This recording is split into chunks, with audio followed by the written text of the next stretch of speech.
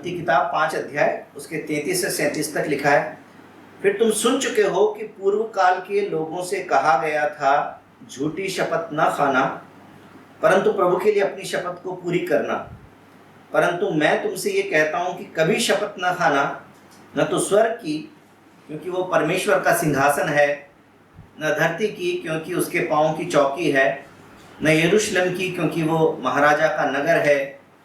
अपने सिर की भी शपथ न खाना, क्योंकि तू एक बाल को भी न उजला न काला कर सकता है, परंतु तुम्हारी बात हाँ की हाँ या नहीं की नहीं हो, क्योंकि जो कुछ इससे अधिक होता है वो बुराई से होता है।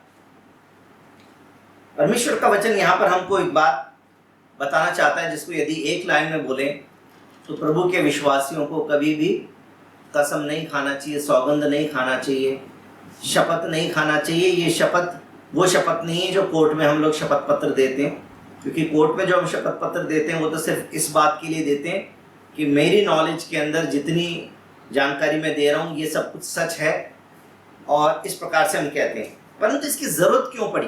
कोर्ट में भी वो शपथ पत्र देने की ज़रूरत क्यों पड़ी, और परमेश्वर को ये बताने की ज़रूरत क्यों पड़ी कि हमें शपथ नहीं खानी? क्योंकि ये इंसान की प्रवृत्ति है। ये इंसान की प्रवृत्ति है कि इंसान झूठ का, पाखंड का और अपने फायदे के लिए दूसरे को धोखा देने का, अपने जीवन में लालच रखने का, इस प्रकार का काम हमेशा से करता रहा है। जब से आदम और हव्वा पाप में गिरे उसके बाद से लेकर हमेशा इंसान किसी न किसी पाप को करता रहा है। मनुष्य जाति जिन पापों को मुख्य रूप से हमेशा से करती आई है, उन बातों को पिन पॉइंट करके जब परमेश्वर ने 10 आज्ञाओं में बोला, उसमें 3 आज्ञाएं ऐसी थी जो मुंह के बोलने के बारे में थी। पहली बात थी जो 7वें वचन में लिखी है कि तू अपने परमेश्वर का नाम व्यर्थ ना लेना। परमेश्वर का नाम व्यर्थ ना लेना, यह भी अपने आप में इसी बात से जुड़े कि जब इंसान किसी को धोखा देने की कोशिश करता है तो कई बार वो ईश्वर को इस्तेमाल करता है, क्योंकि ईश्वर दिखता नहीं है। ईश्वर गवाही देने के लिए नहीं आता है कि मैंने ये बात बोली थी या नहीं बोली थी। इसीलिए ईश्वर के नाम पे इस दुनिया में बहुत सारा व्यापार भी चलता है। बहुत सारे गुरु और बहुत सारे धार्मिक लोग जो प्रभु परमेश्वर के नाम का इस्तेमाल करते हैं, वो इसीलिए है क्योंकि परमेश्वर गवाही देने नहीं आता, परमेश्वर हाथ पकड़कर रोकने नहीं आता। जैसे मैंने पिछली बार प्रचार किया था कि परमेश्वर हाथ पकड़ के नहीं रोकता, और परमेश्वर उपस्थित भी नहीं है, इसलिए परमेश्वर का नाम बहुत से लोग इस्तेमाल करते हैं। परमेश्वर के लोग, प्रभु के लोग भी, बहुत सारे लोग ऐसे हैं जो परमेश्वर अपनी बात को साबित करने के लिए, मुझे तो याद है बचपन में तो हम लोग तो बोलते थे बाय गॉड, बाय गॉड, बस हर बात में अपनी बात साबित करने के लिए बाय गॉड, और फिर भगवान की कसम, तेरी कसम, एक दूसरे की कसम। और फिर हम लोग सोचते थे कि जिसकी कसम खाते हैं, जब झूठी कसम खाएंगे तो वो मर जाएगा, तो इसलिए खुद की कसम झूठी हो जाती है। खुद की कसम से कोई मरता नहीं, इसलिए खुद की कसम खा लेते थे।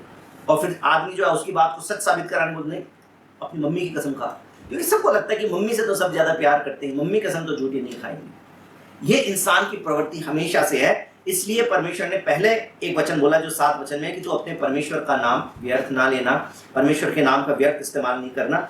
उसके बाद जो आखिरी 2 हैं 16 और 17, वो भी इसी बात से जुड़ी होती हैं, जो या तो मुंह के वचन है या चरित्र में कुछ बात है जिसके कारण इंसान किसी का धोखा देकर फायदा उठाएगा।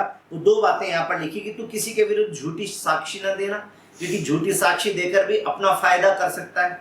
और दूसरा, तू स्त्री किसी के घर का लालच ना करना, ना स्त्री का, न घर बैल का, किसी तरह का लालच ना करना, क्योंकि जो व्यक्ति लालच करेगा उसके मन में फिर धोखा पनपेगा कि वो किसी को धोखा देकर और दूसरे की चीज को अपने पास में ले ले। और इसलिए मनुष्य की प्रवृत्ति हमेशा से रही है कि इंसान धोखा देकर, झूठ बोलकर और किसी भी तरीके से दूसरे की चीज को अपनी कर लेना चाहता है। और क्योंकि इंसान की प्रवृत्ति है कि झूठ बोले, तो जब चारों तरफ में झूठ बहुत ज्यादा चलता है तो अपनी बात को उन सब के बीच में सही साबित करने का सबसे सही तरीका क्या मालूम होता है? कसम खा लो, सौगंध खा लो। सौगंध खा के बोल दो तो सामने वाला मान लेगा कि हाँ ये बात सही बोल रहा होगा। अपनी बात को साबित करने का एक तरीका है। और इंसान उस समय जो धोखा दे रहा था, जब परमेश्वर ने ये आज्ञाएं दी थी, उस समय धोखा देने के तरीके बहुत कम होंगे। मैं ऐसा सोचता हूँ कि बहुत कम तरीके होंगे धोखा देने के। ज़्यादा से ज़्यादा यही हो सकता है कि 2 जनों से झूठी गवाही करवा दे, 2 जनों से झूठी गवाही करवा देगा तो धोखा हो जाएगा, या झूठ बोल देगा तो धोखा हो जाएगा। इसके अलावा बहुत सारे तरीके नहीं रहे होंगे कि इंसान धोखा दे सके। लेकिन धीरे धीरे क्या आ गया, जब इंसान को लिखना आ गया तो चिट्ठियाँ आ गई। मुझे याद है बचपन के वो दिन जब कभी कभी एक पोस्ट कार्ड आ जाता था जिसके ऊपर लिखा रहता था कि ये पोस्ट कार्ड तुम 50 लोगों को भेजोगे तो तुम्हारे लिए अच्छा कुछ भलाई तुम्हारे लिए एक हफ्ते में तुमको देखने को मिलेगी, और अगर तुमने इसको इग्नोर कर दिया तो तुम्हारे घर में कुछ पता नहीं क्या आपदा आ पड़ेगी। तो इंसान डर के मारे 50 लोगों को भेज रहा था। फिर इंसान कंप्यूटर का इस्तेमाल करने लग गया। मुझे याद है जब मैं यूएई में था तो मेरे एक दोस्त का फ़ोन आया कि अरे मेरे को बहुत अच्छी नौकरी मिल रही है यूएई में, दुबई में बहुत अच्छी नौकरी मिल रही है, जबकि उसका अनुभव मुझसे कम है और उसके पास में कोई ऐसा स्किल भी नहीं है। तो मैंने उससे साफ सवाल पूछा कि मैंने तुम्हारे पास में कौन सा ऐसा स्किल है, ऐसा कौन सा गुण है तुम्हारे पास में जिसके कारण कोई तुमको इतनी बड़ी सैलरी पर लेगा। ईमेल के द्वारा बहुत सारा धोखा फैलने लगा। यही चीज जो पहले चिट्ठियों में होती थी बाद में ईमेल में आ गई। 50 लोगों को भेजो, 500 लोगों को भेजो, नहीं तो तुम्हारे ऊपर ऐसा हो जाएगा, भेजोगे तो अच्छा हो जाएगा। फिर बाद में यही बातें फेसबुक पे चलने लगी, यही पोस्ट को आगे फॉरवर्ड करो, और इस प्रकार से ईमेल के द्वारा धोखे, कई तरह के धोखे आने लगे, नौकरियों के लिए धोखे। उसके बाद में मेरे को एक बार ईमेल आया कि मैं आपसे गुप्त में कोई बात करना चाहती हूँ, मेरे पति की डेथ हो गई है और मैं अफ्रीका के रहने वाली हूँ, और मेरे पति जो हैं वो 15 करोड़ रुपए छोड़ के गए हैं जो मैं किसी के अकाउंट में डालना चाहती हूँ, और उसमें से कुछ % आप मुझे दे दीजिए, बाकी आप रख लीजिए। और उसमें एक लिंक भेज रहे हैं कि इस लिंक पे आप क्लिक करके और अपनी डिटेल मुझे भेज दीजिए। इस प्रकार के धोखे फैलने लगे। कई लोग इस धोखे में फंसते थे, लिंक क्लिक करते थे, उसके बाद में उनके अकाउंट से पैसा गायब हो जाता था। इस प्रकार से धोखाधड़ी चालू हुई जैसे जैसे ऑनलाइन बैंकिंग आने लगी। बीच में एक समय ऐसी चली चाल कि आपकी लॉटरी निकली है, फोन आएगा, सर आपकी लॉटरी निकली है, आपकी गाड़ी निकल गई है। अच्छा, तो प्रेरणा जी ने बोला ऐसा करो, गाड़ी तो तुम ही रख लो और गाड़ी का पैसा जो है वो हमारे बैंक में ट्रांसफर कर दो क्योंकि कोई गाड़ी वाड़ी नहीं देंगे, परंतु वो बोलेंगे कि आपको बस इतने रुपए ट्रांसफर करने हैं ताकि ये प्रोसेसिंग चार्ज है और इसके बाद में गाड़ी आपको मिल जाएगी। प्रोसेसिंग चार्ज आप ट्रांसफर करेंगे, वो उसको रख लेंगे। जिस प्रकार से मेरे दोस्त को बोला गया कि आपको इतनी बड़ी सैलरी हम देंगे, बस आपको वीज़ा का पैसा देना है। वीज़ा का पैसा देना है यानी 20-25 हज़ार रुपये वो दे देगा, उसके बाद सामने से कोई रिस्पॉन्स नहीं आएगा। 20-25 हज़ार रुपया उसका खा के और सामने वाला व्यक्ति उसको धोखा दे के चला जाएगा, उसको लूट लेगा। इंसान की प्रवृत्ति धोखा देने की है। बहुत सारे ऐसे कॉल्स आने लगे। बीच में एक कॉल ऐसी आई, मैसेज आएगा कि अगले 1 घंटे के लिए आपको अपना मोबाइल बंद करना है।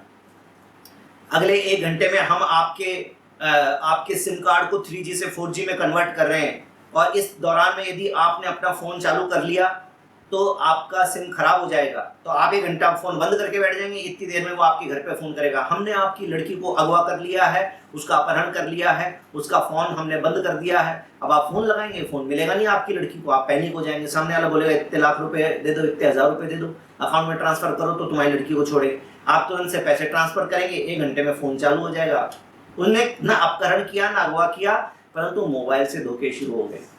और ऐसे बढ़ते बढ़ते अब आज की तारीख में एक ऐसी परिस्थिति आ गई है जब पहली बात तो मोदी जी ने बोला कि डिजिटल करेंसी पे जाएंगे, फोन पे से यूपीआई से पैसा ट्रांसफर करेंगे। तो यूपीआई में 2 तरह के लिंक होते हैं, एक लिंक जिसके द्वारा मैं आपको पैसे दे सकता हूँ, और दूसरा लिंक जिसके द्वारा आप मुझसे पैसा ले सकते हैं। उसने लिंक ऐसा वाला डाला है कि आपको पैसा देगा नहीं, उस क्लिक को करने से आपके फोन से उतना पैसा ले लेगा। पर बहुत सारे लोग इस धोखे में फंस जाते हैं। ये डिजिटल करेंसी का एक प्रॉब्लम आया, परंतु बहुत लेटेस्ट अभी बिल्कुल नई एक चीज जो शुरू हुई है वो है डिजिटल अरेस्ट। धोखा देने की नई टेक्निक्स इंसान इजाद करता जा रहा है, और मैं आपको बताना चाहता हूं कल को ये आपके साथ भी हो सकता है। एक बार तो मेरे मित्र हैं जो मेरे ही साथ में, वकील साहब धर्मेंद्र जी जो विश्वासी भी हैं, वो अपने घर में बैठे, लड़का भी उनके बगल में बैठा है, खाना खा रहा है, और उनको फोन आया, हमने आपके लड़के को गिरफ्तार कर लिया है, आपका लड़का जो है वो गलत काम करते हुए पकड़ा गया है। तो वो तो चलो, एक तो वकील साहब है, दूसरा लड़का बगल में ही बैठा हुआ है। तो उन्होंने बोला ऐसा है, आप ही रख लो उस लड़के को, जिसको आपने पकड़ लिया उसको आप ही रख लो, मेरे को नीचे ऐसा लड़का परंतु लड़का पास में था। यदि लड़का दूर होता तो ये 2 तरह के धोखे मैं आपको बताना चाहता हूँ।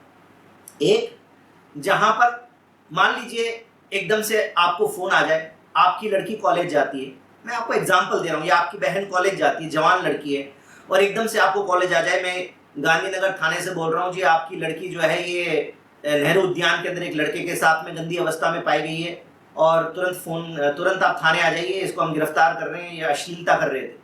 एक बार को आपके दिमाग में आ सकता है कि अरे क्या पता लड़की से गलती हो ही गई हो, क्योंकि जवानी की अवस्था में गलती हो सकती है, इस बात की संभावना से इनकार नहीं किया जा सकता।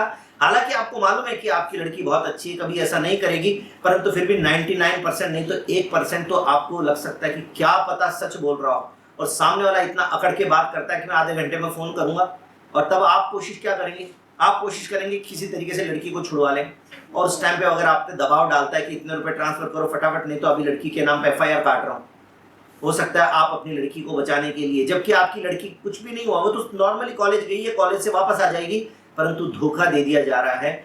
ये एक तरीका है, परंतु एक दूसरा तरीका है जहां पर आपको एकदम से एक ईमेल, या आप जब व्हाट्सएप पे होते हैं तो एकदम से व्हाट्सएप पे आपको कॉल आ जाती है, और सामने वाला जो है वो एक वर्दी में बैठा होता है जिसके 3 सितारे लगे हुए होते हैं, और एकदम से आपको बोलता है कि आपका एक कुरियर जो है वो पकड़ लिया गया, उसके अंदर नशी की चीज़ें मिली है, या आपका कोई ऐसा इंटरनेशनल ट्रांजैक्शन हमने पकड़ लिया है जो आपके नाम से हुआ, या आपके फ़ोन से कोई आतंकवादी घटना हुई है, और इस प्रकार से इतनी डराने वाली बात बोल देते हो। वर्दी में कोई बैठा हुआ व्यक्ति एकदम से वीडियो कॉल करता है कि मैं CBI से बोल रहा हूँ, मैं ED से बोल रहा हूँ, तो एकदम से आप घबरा जाते हैं। आप सोचते हैं सर क्या हो गया, मैंने तो कोई पैकेट भेजा नहीं, मैंने तो ऐसा कोई फ़ोन किया नहीं, मेरा फ़ोन तो यहीं पे ही है। आप बोलेंगे फ़ोन के अंदर डेटा है, और डेटा को सिक्योर करके रखते हो, पासवर्ड लगा के रखते हो, इतनी डांट लगा के बोलेगा कि आपको लगेगा अरे सही में कुछ तो गलती हो गई होगी मुझसे, क्या पता किसी और ने मेरे नाम का पैकेट भेज दिया हो। और फिर उसके बाद में आपको बोलेंगे कि आप अरेस्ट में, हमने आपको अरेस्ट कर लिया है, अब आप डिजिटल अरेस्ट में हैं, अब आप अपने फ़ोन का कैमरा बंद नहीं कर सकते, अपना कमरा छोड़ के कहीं जा नहीं सकते, आपको कैमरे के सामने रहना है। उसके बारे में चिंता करने की ज़रूरत नहीं है, क्योंकि कोई भी पुलिस का या कोई भी अधिकारी का कोई ऐसा अधिकार नहीं है, भारतीय कानून में ऐसी कोई व्यवस्था नहीं कि कोई डिजिटल अरेस्ट कर सके। आप भी जानकार रहिए, अपने साथियों को भी इसके बारे में जानकारी दीजिए। परंतु इंसान का ये फितरत है कि इंसान हमेशा धोखा देता है, और धोखा देने के तरीके क्या होते हैं, मेनली कोई ना कोई तरह का कम्युनिकेशन, या तो रिटर्न कम्युनिकेशन, ईमेल के द्वारा, चैट के द्वारा, या फिर मुंह के द्वारा, और वीडियो कॉल के द्वारा।